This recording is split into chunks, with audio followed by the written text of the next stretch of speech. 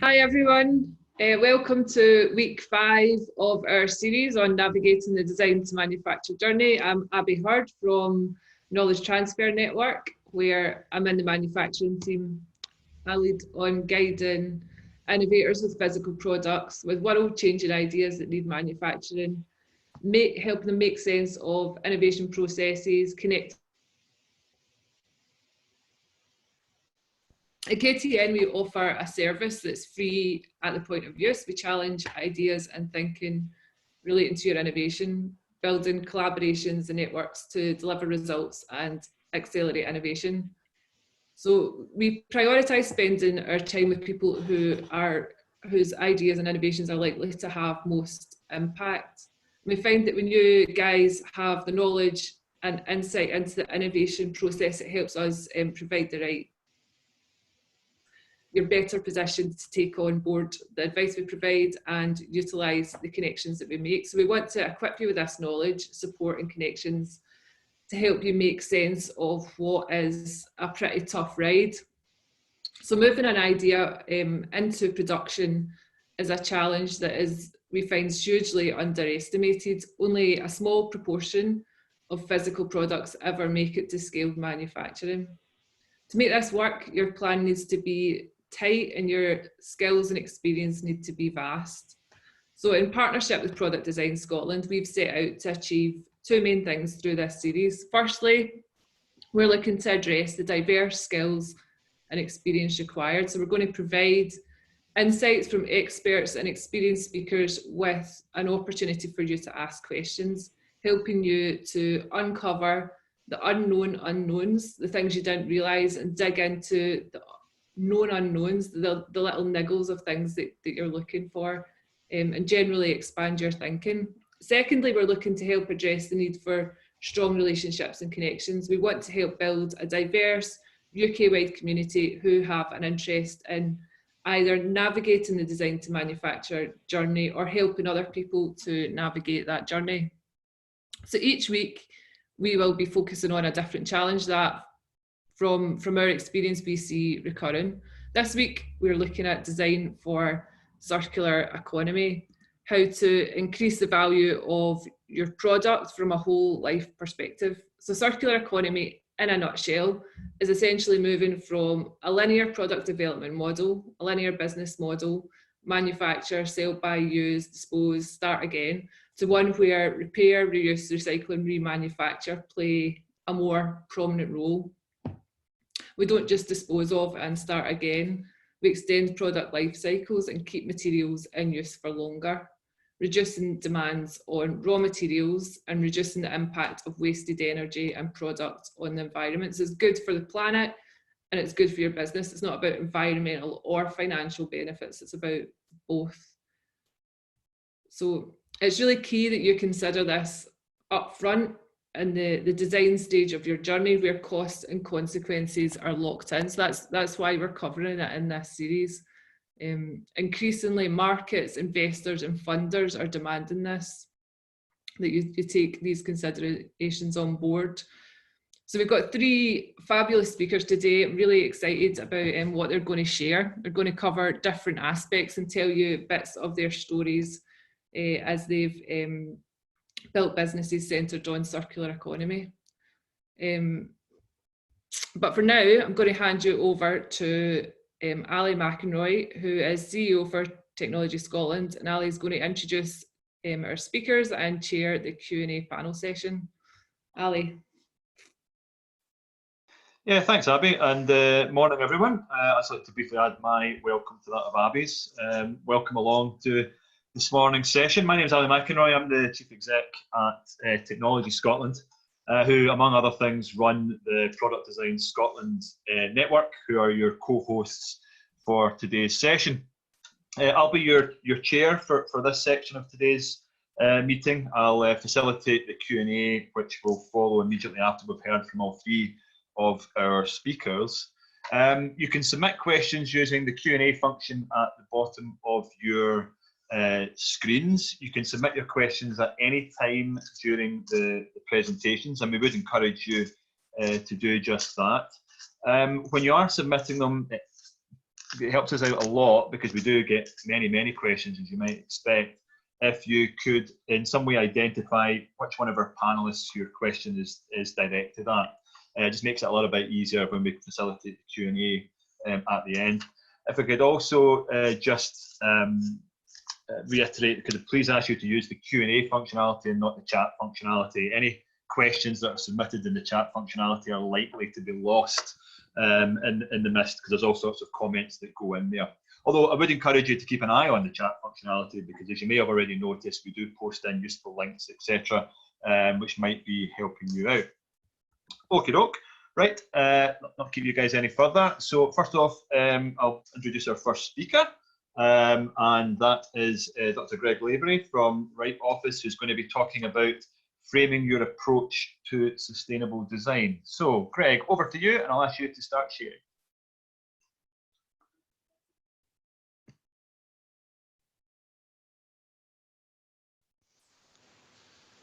Okay, we're good to go. Give us a nod, Alistair. Is everything rolling? Great, thank you. So, hello everyone.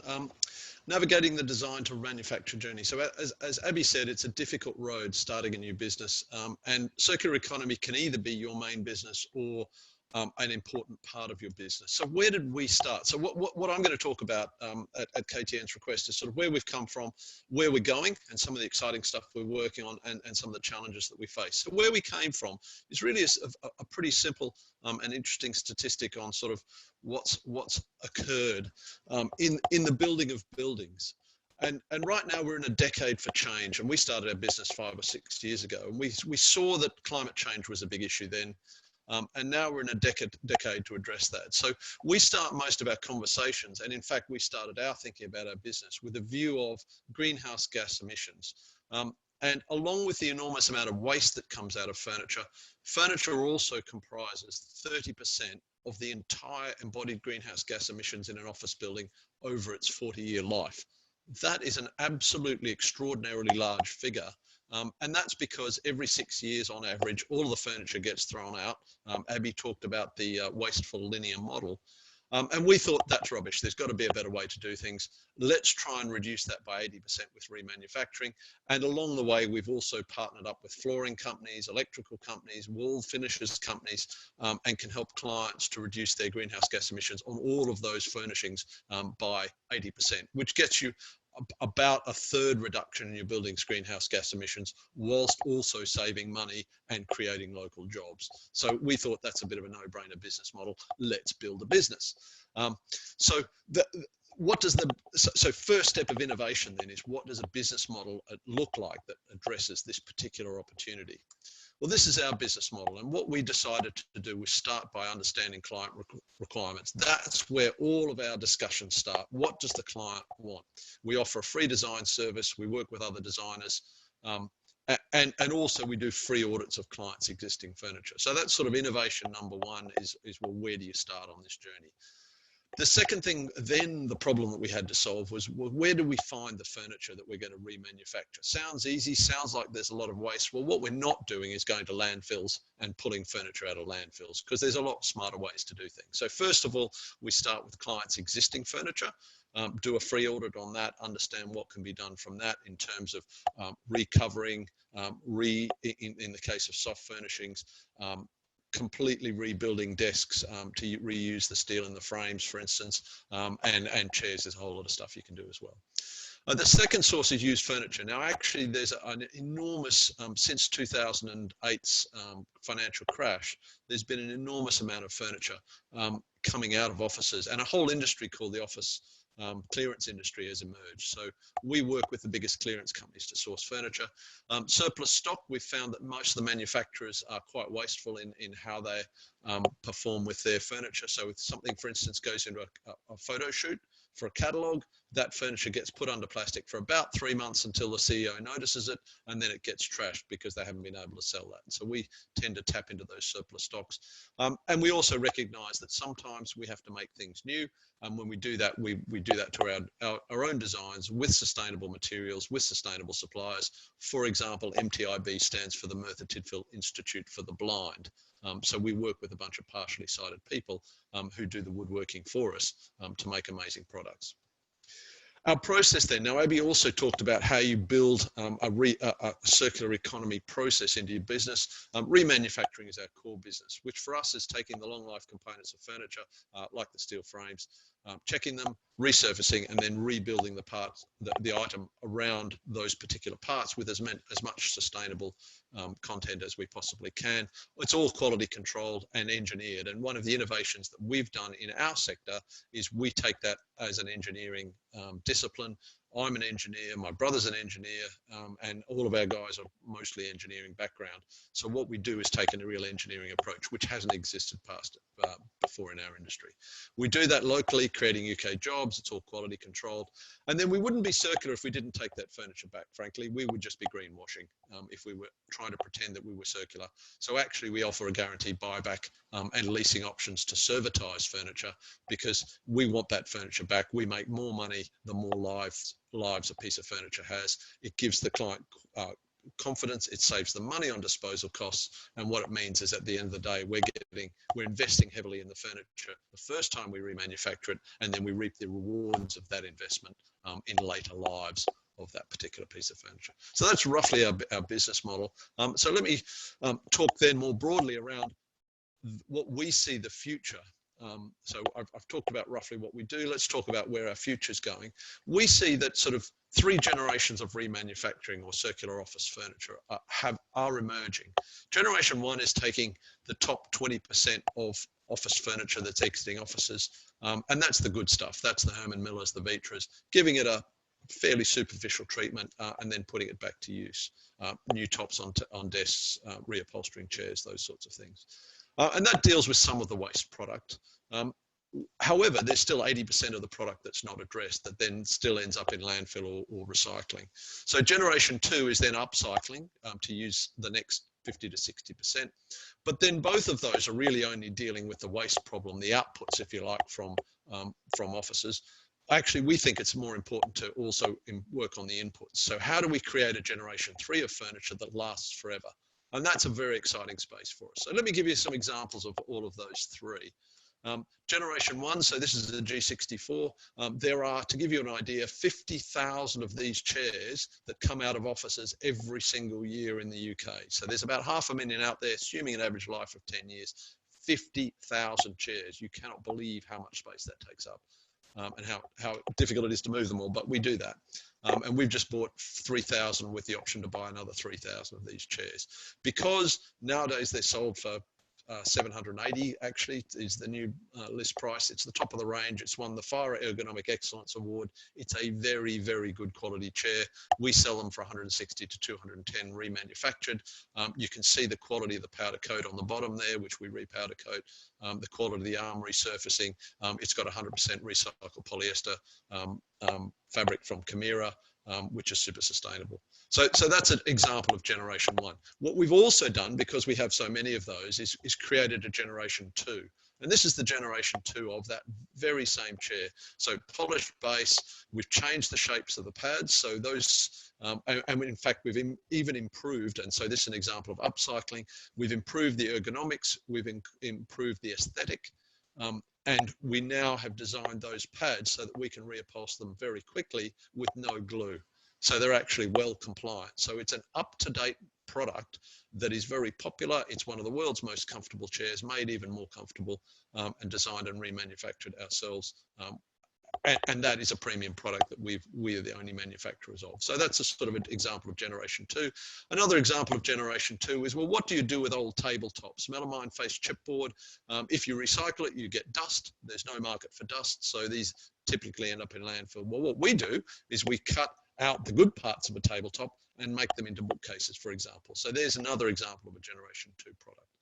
Let's get on to generation 3. Now, this is the part that really excites us. So this tabletop you can see here is post-consumer plastic waste. Specifically, the white bits are kitchen chopping boards, and the black bits are black plastic bin bags, which are notoriously difficult to recycle or find a use for in a recycled world, on top of a beautiful Vitra frame with Vitra chairs. So very simple application of a flat plastic slab. We've then turned that into a tabletop, which are proving really popular for meeting tables because it's a bit different. It isn't this ostentatious bit of furniture anymore. It's now a values-led piece of furniture that people, or that organisations love having in their meeting rooms because it starts a purpose-based conversation with their customers. And we're going on from that to build coffee tables, for instance, and we've designed a whole table, legs and all. So this one, the top is yogurt pots with little bits of foil included in that for a bit of visual interest. And the legs are black plastic bin bags with a little bit of white in those as well for a bit of interest. Beautiful coffee tables. Banks are loving these for their private customers, branches, so that very, very wealthy people are enjoying these sort of products. And we hope to, over time, mass produce these as the price comes down, because let's face it, the price of plastic that's waste is pretty inexpensive. So in all, from that, you can see we're excited about the future in this. To date, we've done over 170 projects. We've saved millions of pounds, lots of tons of CO2, 300 tons of office furniture, and provided 6,500 of paid work. And that is real living wage employment and training for local long-term unemployed people with disabilities. So what we haven't talked about is the social aspect of the circular economy, which, given our COVID-19 new normal, and the amount of empathy and community spirit that we're seeing emerging from that, we think this is really important. We've been doing it for years now, but we think that there's going to be an increasing emphasis in that world. And the circular economy dishes that up in spades, because it's just not economical to send a product back to China to be remanufactured and back again. Actually, it must create local jobs, which are ideal for those who are furthest from the workforce.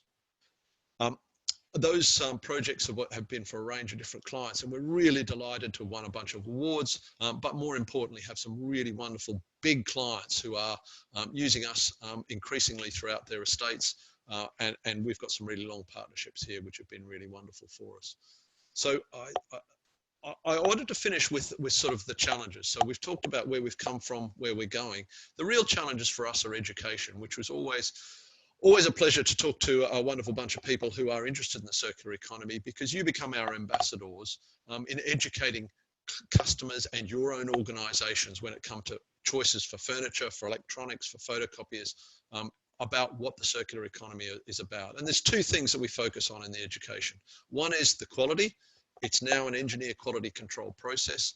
And secondly, the benefits. Less than half price, 80% smaller environmental footprint, including greenhouse gas emissions, and local jobs for those who need them most. So really our biggest challenge is how we show the world that remanufacturing is different from what they've seen before. It's a lot higher quality, and that those benefits are real. And the number of times we've had a conversation where someone's gone, what's the catch?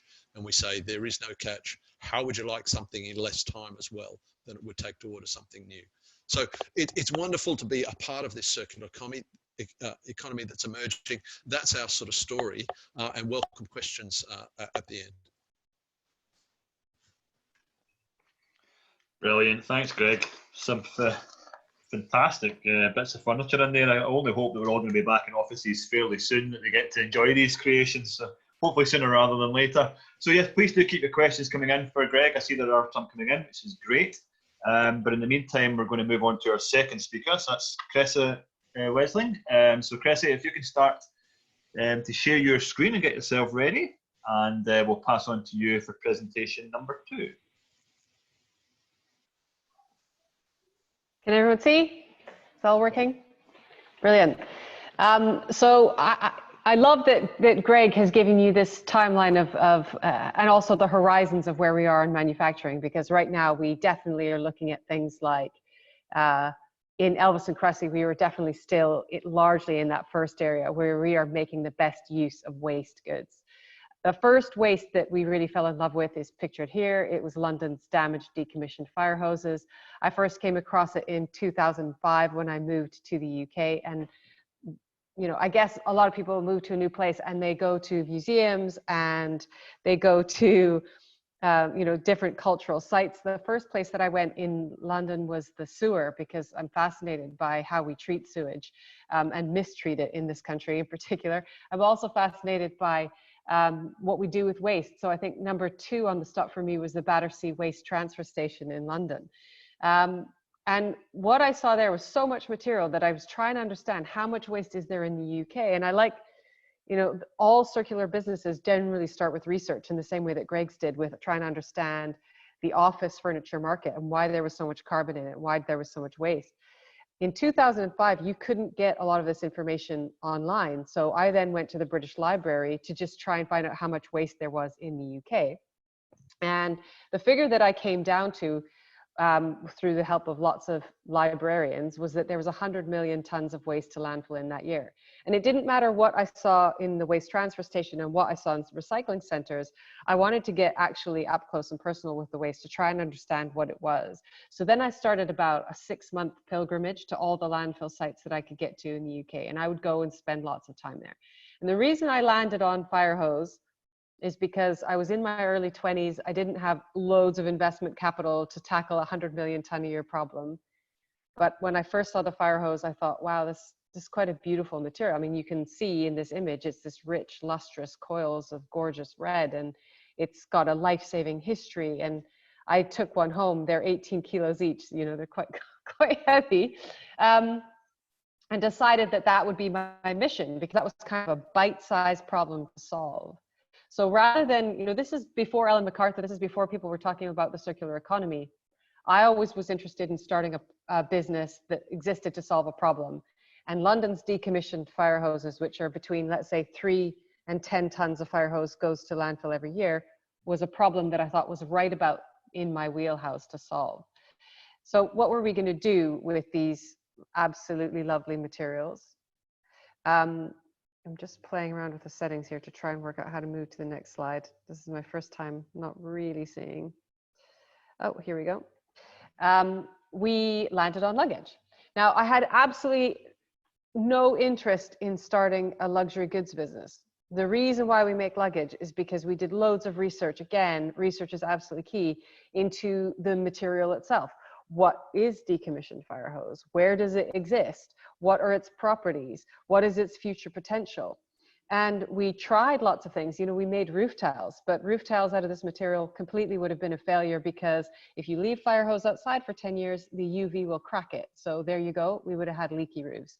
If you don't have it as a fire hose anymore, so a fire hose is like this, is a round thing with water moving through it. The water moving through it is what makes fire hose fire resistant at really high temperatures. When you cut a fire hose in half, it's kind of flammable, not at the same rate that, say, like cheap synthetics would be, or that dry tinder would be, but it's flammable. So leaky flammable roofs would have been a bad idea. So when we were trying to understand the properties of fire hose, it was crucial to get down to its real essence. And one of the things we discovered was that certain luxury brands, very, very famous French ones, were using nitrile rubber in their ranges, and had been since the 60s. And fire hose is actually just a more expensive version of those materials. And so if you think about what Elvis and Kressy does, we do 3 things. We rescue materials, we transform them into beautiful things. And the third thing that we do is we give 50% of our profits to charity. Now, if we want to talk about a truly circular economy, I have no interest in cutting and pasting a new set of technological norms, i.e. the circular economy and the circular flow of materials, onto an existing failed capitalist structure where it's all about extracting revenue to the 1%. Because that's a crappy world to live in, and I think we can all see from the current crisis why that's crappy. So giving 50% of our profits away is something that's incredibly important to us, because why shouldn't capital flow in a more circular way too? And when you're rescuing material from beautiful, wonderful people in the fire service, why shouldn't the money go back to them? So it seems to make sense. Kindergarten students understand this, less adults do. Gives you an idea of sort of relative intelligence. Then we came to, let's say, 2010. So the fire hose was really successful for us. Yeah, it took off. We started making only belts, then bags, then wallets. By 2010, we had solved London's fire hose problem. Just because you've solved it doesn't mean you can kind of stop, because you have to keep collecting it over time. But we were ready to tackle a new challenge, and we started looking at the world's leather waste. There's 800,000 tons of leather waste that goes to landfill every year, and this is not your old leather jackets. This is post-consumer offcut. So you've got a leather hide, and people cut out the shapes that they want. The rest falls to the cutting room floor. And that's about 800,000 tons a year. That was in 2010. And a lot of companies don't produce, they're not really honest about how much waste they produce. So we can safely say that it's significantly more than that. The words that are on the screen now is the design brief that I gave to Elvis. Because at the time, even still, 2010, people were talking about the circular economy in theory, but no one was designing for it. And I wanted to create a Lego-like system so that we weren't making a product anymore. We were making something that could be put together and taken apart and give leather, which is tanned and is going to survive for an awfully long time, the potential to have future after future after future. Elvis is very clever.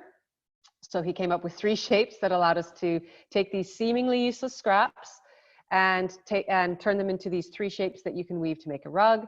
If you don't like a rug, that's fine. If you want a smaller rug, that's fine. If your dog bites one of these pieces out somehow and chews it to bits, that's fine. We can replace that bit. We can move high traffic pieces to low traffic areas.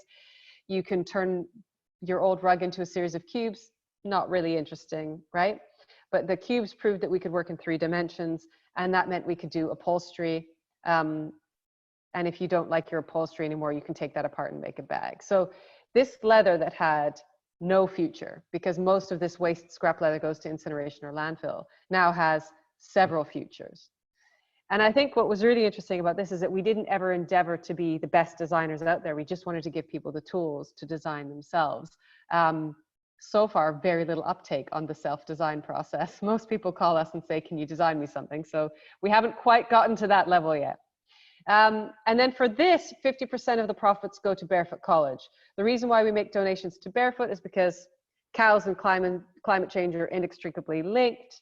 Leather, we thought would make sense if we were donating money to create scholarships for women to become solar engineers. And that's what they've been doing at Barefoot since the 1970s. It's an amazing program. Since we started, we've created 9 scholarships and completely changed the energy future for people. There's every engineer we train changes the life for 250 people. So it's already in the thousands. And I think what's amazing about that is that the circular economy has to be delivered using renewable energy. So this is why we have to be involved in projects like these. This is a bit of Elvis and Cressy's values. I think you can get the idea that we're not a traditional company in the sense of what drives us. You know, money's not really interesting to me. It's WD-40. It keeps things moving, but it's not a goal. We're always trying to achieve multiple positive objectives. So it's not enough to rescue the fire hose. You have to give back to the fire service. You have to make really cool products that are designed to be repaired in perpetuity. We make all our business decisions based on this one principle, and that's we decide, are we going to do it or not? Yeah, okay, this sounds good. Now, the last question we ask ourselves is this going to make the world better for other people's grandchildren? If the answer is no, then we don't do it. And this is a really great and helpful thing that all companies could use, because if you used something like that, you would never make landmines, you would never drill for oil, certainly not in 2020 when we know all the problems associated with that. We are a certified social enterprise, we're a certified B Corp. What's really interesting about B Corps is you have to change the constitution of your business to say that officially shareholders are not king. The earth and its inhabitants are equally as important. Just imagine that. That's just a complete rewriting of the whole Companies Act overnight. If we could achieve that globally, it would be fantastic. It would just mean that we protected the planet and looked after each other as a part of doing business. I do have a figure here, 410 pounds or 100,000 pounds. If you bury a ton of leather in the ground, it'll cost you 410 pounds. That's the landfill fee. If we turn it into our system and sell it, it's worth 100,000 pounds. So let's not underestimate the value of the circular economy. That ratio, by the way, is better than alchemy. So we're better than lead into gold with what we're doing with leather scrap. So there's no excuse for us to not be circular. It's just a failure of imagination. And the last slide I'll leave you with, because this is a really interesting audience for this project. We're just starting this. We've always wanted to make our own hardware for the bags. So that's things like belt buckles, rivets, D-rings. But we wanted to do it in an Elvis and Cressy way. And that means solving lots of problems and doing it with renewable resources. There is no 3D printer where you can put an aluminum can in one end and get a product out the other end. In the UK, we litter 16 million aluminum cans into our public spaces every year because we're horrible people. But worse than that, 2 billion aluminum cans go in the wrong bin and do not get recycled. So this is an incredible problem to tackle because we don't cherish this material. We don't love it enough to ensure that it gets recycled. And because there's no 3D printing, and because we want to do something using only renewable resources, we found that there are no designs for micro solar forges. And we've started an open source design project with Queen Mary University as our main academic partner. We just hired our project manager last week, virtually, just like this in Zoom. And in public, we are going to be designing this microforge. Cool thing about that is, if you can melt aluminum at 660 degrees C, you can create a distributed heating system. You can cook food, you can purify water, you can do lots of cool things. And this technology is free. Everyone who can use it. If we succeed, it's going to be wonderful for the world. And the two design principles behind it are, it has to be safe, and it has to be able to be built anywhere in the world for less than $500.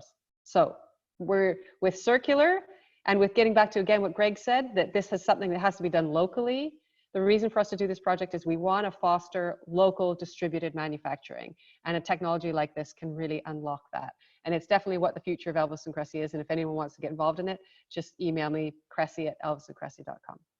Thanks very much. Thanks, Chris. It really is an absolutely fantastic story. And I'm sure you'll get plenty of questions through the Q&A, but I suspect also a lot of additional follow-up as part of that. So do keep your questions coming through. We're going to move on to our third speaker now, Ian Briggs. Oh, I can see Ian's already set up. Perfect, brilliant. Okay, so over to you then, Ian. Good afternoon, everybody. I'm going to finish off with the last presentation around a subject close to my heart, and that's the design for disassembly, which supports the circular economy activities, which I'll explain about in a little bit more. But I'm just going to take an opportunity to explain what Aspire do and how we came about. We've got two business models. We've got one that supports zero emission products, where we build things like electric motors, electric watercrafts and bikes as well. And we also work with fuel cells. But as a former division of a leading mechanical remanufacturer, MCT Reman Limited, we've taken our know-how from there, and we are transporting that into being able to provide 3R services, so for the circular economy, for electric vehicle powertrain products, working with batteries, motors and controllers. So, design for disassembly. This is a key consideration to enable a product to be processed through the recycle, reuse and reduce processes known as the 3Rs. And it's a set of principles really that are taken at the point of design for manufacture, and is key. If it's done right, there is many benefits which I'll come on and discuss in future slides. So what is the design for disassembly? So I've actually taken a couple of definitions provided by the Hamer Centre for Community Design and the University of Manchester. But in summary, the design strategy is it's a design strategy that considers the costs and future need to disassemble a product for repair, refurbish, remanufacture or recycle. One thing that's left out of that statement fairly deliberately is the reduce aspect. And this for me is just a slightly separate, but needs to be focused on by businesses adopting manufacturing methods. And the reduce element of the 3Rs is about generating less waste and using fewer resources. So that all needs to be considered pretty much at any business stage, not just for circular economy activities.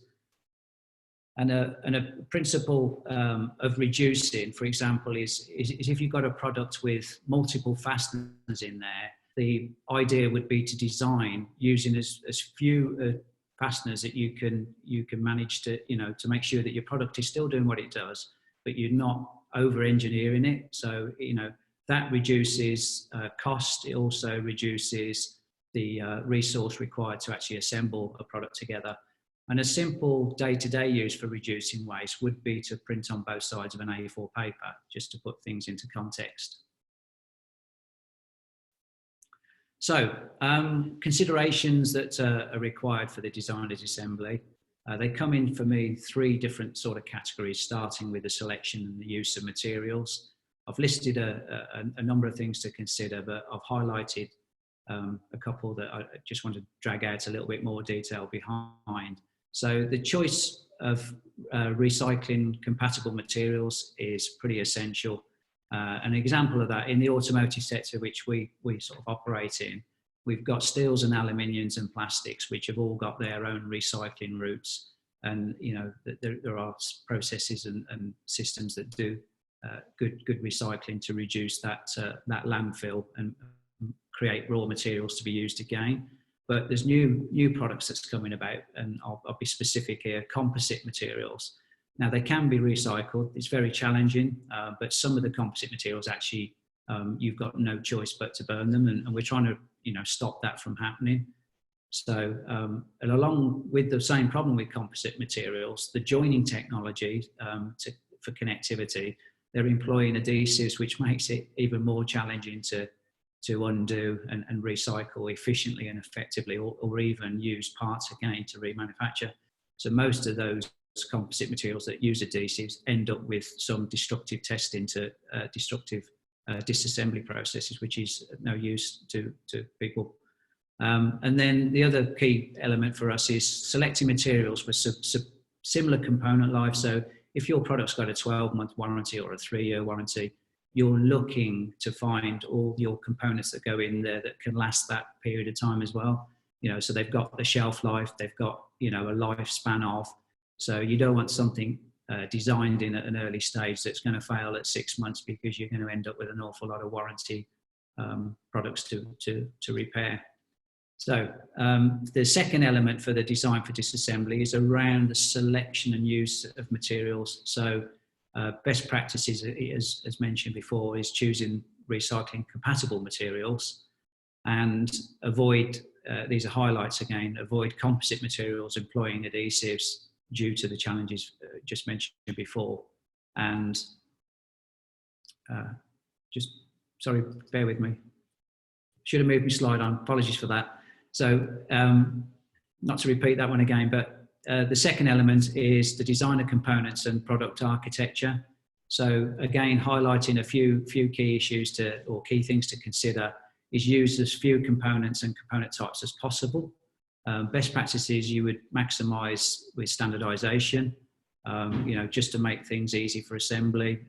You know, changing tools costs time. So if you can create a product that has the same fasteners all the way around the product, you know, you have a time saving there.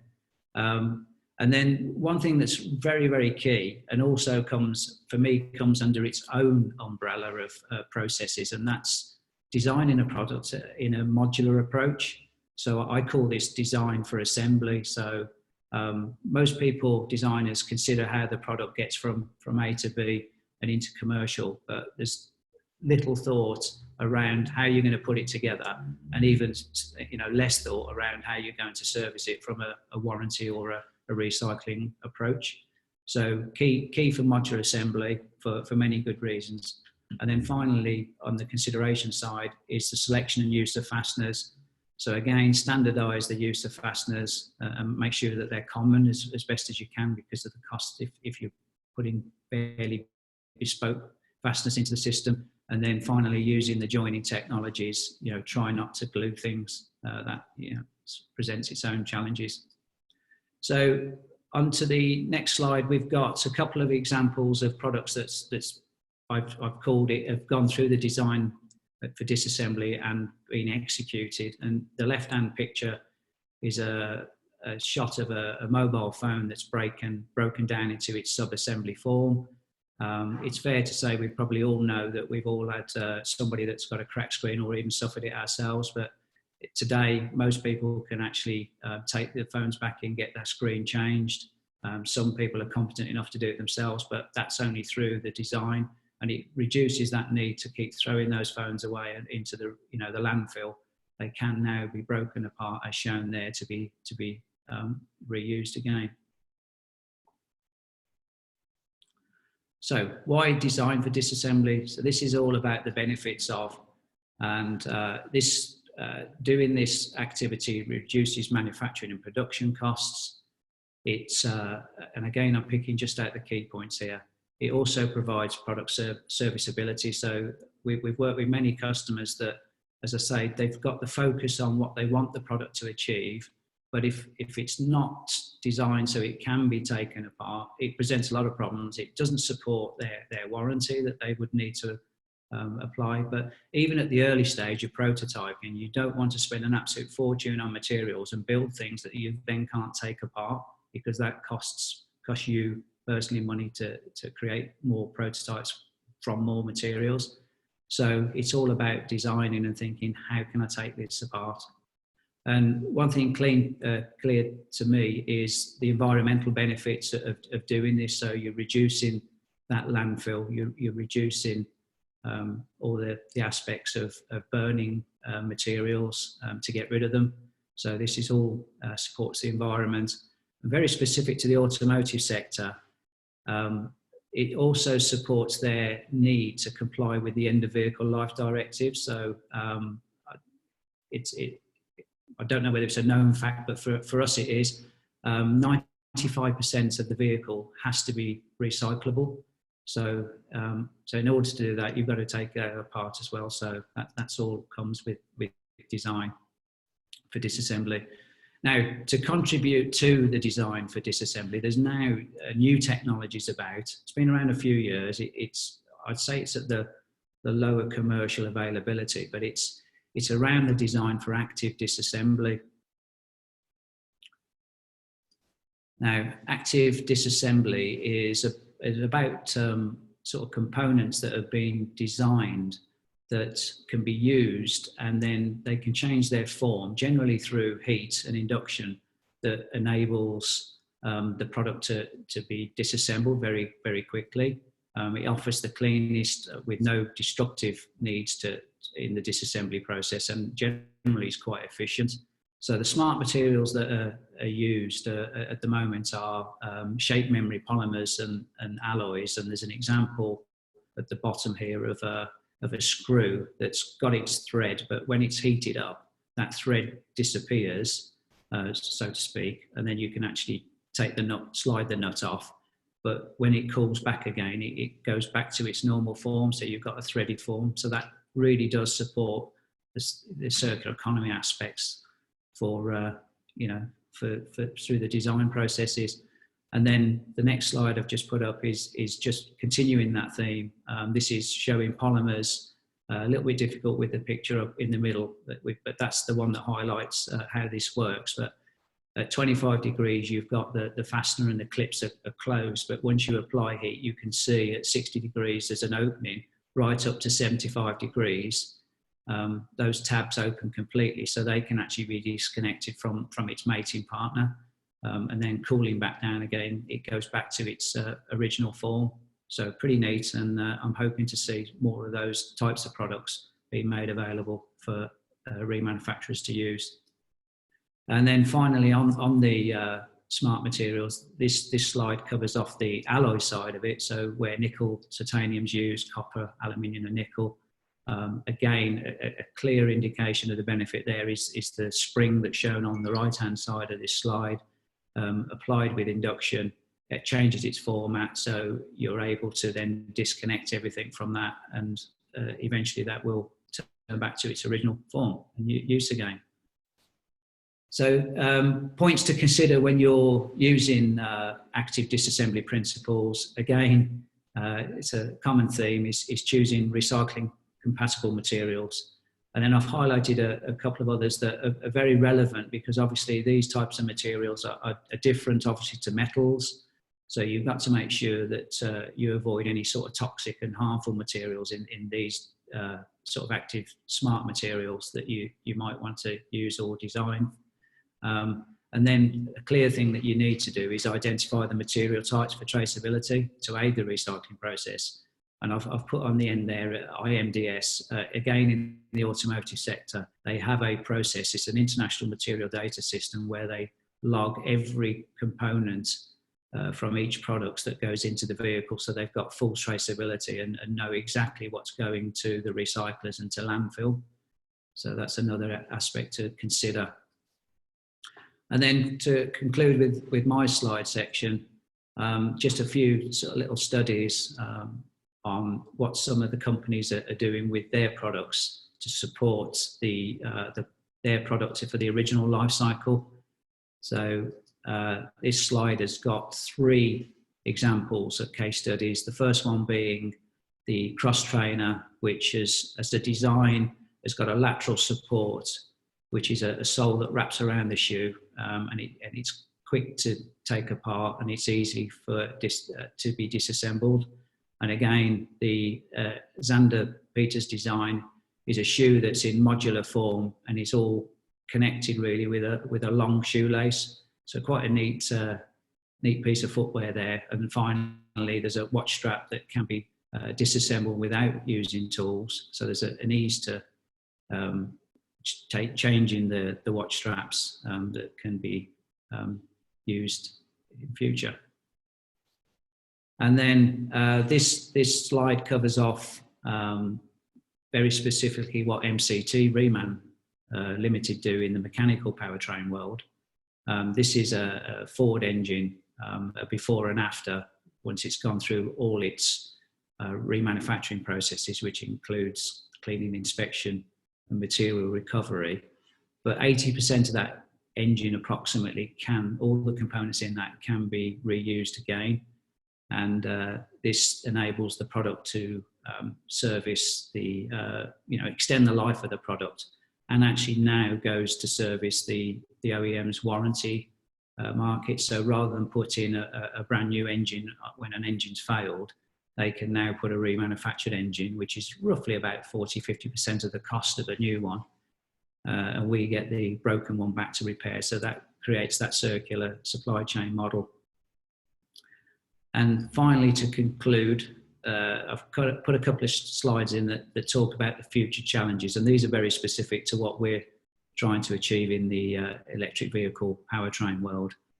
You'll see this is a picture of a battery that is a challenge in itself just to take apart. So when this is disconnected from the vehicle, there's an assumption that the voltage is at 0, everything's safe, but actually it's not.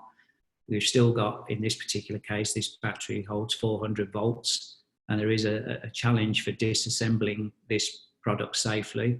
So where we're coming from, design needs to be considered on how we can actually make phased stages to be able to take these apart safely. That's just one small issue of many issues, but the key one for us that we are trying to promote design for disassembly. This is a perfect example. This is a module from that battery, and we can't get to cell levels to replace a cell that is probably not functioning as it should do, because the principle of joining the cells together is done by welding. So referencing back to the earlier point I made, adhesives are a challenge to a recycler or remanufacturer, so is welding. So an example we would apply for design for disassembly is the top right-hand picture where you see the gloved hands. There's 2 pieces of metal with their tabs, a positive and negative tab. If these were designed to have longer tabs, then the chances are of us sectioning those tabs and separating and then rejoining are increased, but that's not being considered at this point of the design. So that makes it very challenging for us. And finally, that's me. Just thank you for listening. And if you've got any questions, you can pick up on that email there, and I can answer them outside of this, or we'll do our best to answer in the Q&A session now. Thank you.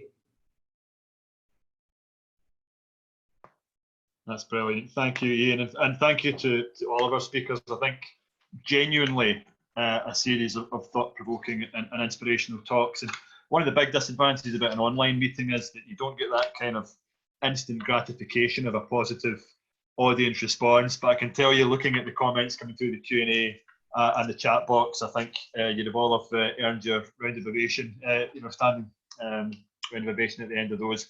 Really excellent. Right, we do have a very short period of time for Q&A. We're clearly not going to get through all of the questions, but we do have a record of them, and we will make a point of trying to answer as many as we can offline if we can't answer them just now.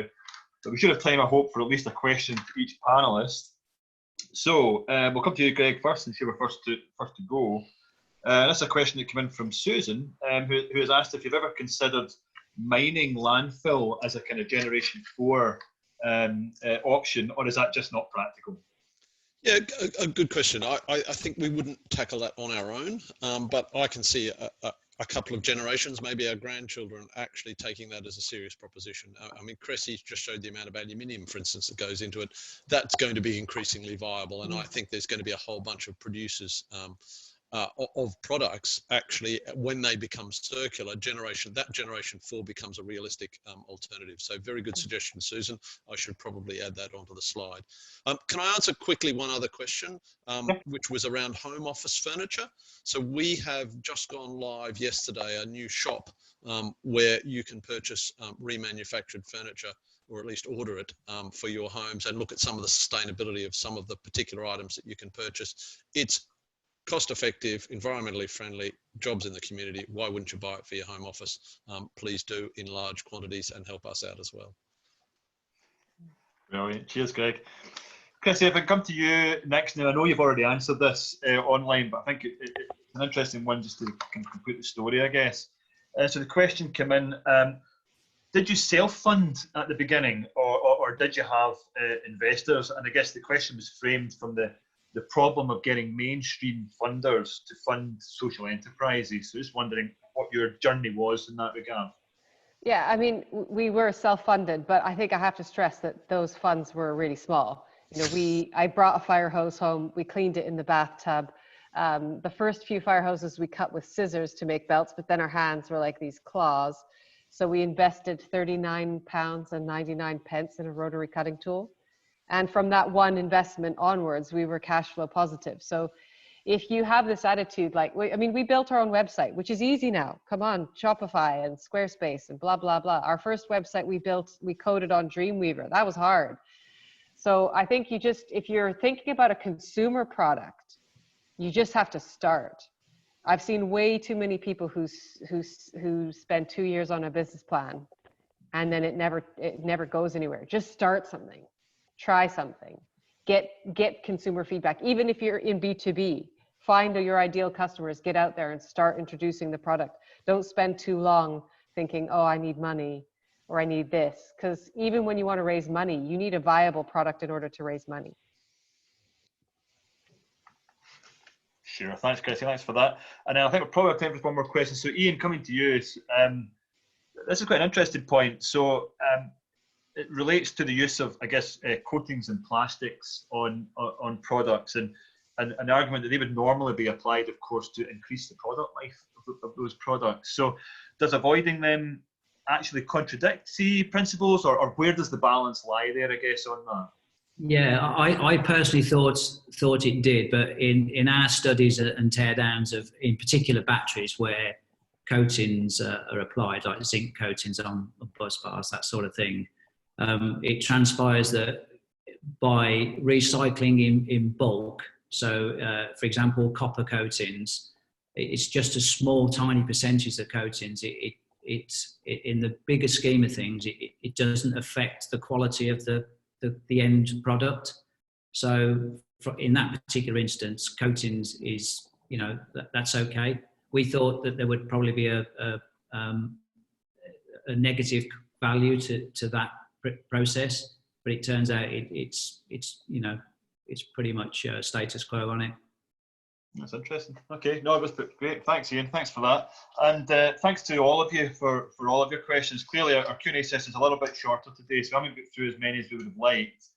Some of them have been answered online, which is great, and we will try and get in touch with our panelists to make sure that anything that you submitted, you do receive an answer for one way or another. So yeah, thank you for your questions and your engagement. Thank you again to our 3 excellent speakers today. I thought it's a very interesting subject, covered extremely well, I felt, as part of that. And now it's just over to Abby to close off the session. Yeah, thanks. Definitely thanks to our speakers. Like 3 great presentations. I think the comments definitely echoed that. Yeah, we will share the leftover questions with our speakers, and Meeting Mojo can be a great way to connect with the rest of the community to try and get some of those answered. We're also here to answer questions as well. There's our newsletter and our website, which will let you know about other events that we are planning to run. We've also got details of funding calls that are upcoming on that website as well. Just a little plug for the next events in our series. Next week we've got one on startup mindset and building a team. That'll be a really interactive session with some great speakers as well. Got one on IP the following week and one on investment and funding. So yeah, please tune into those. Thanks for joining us today.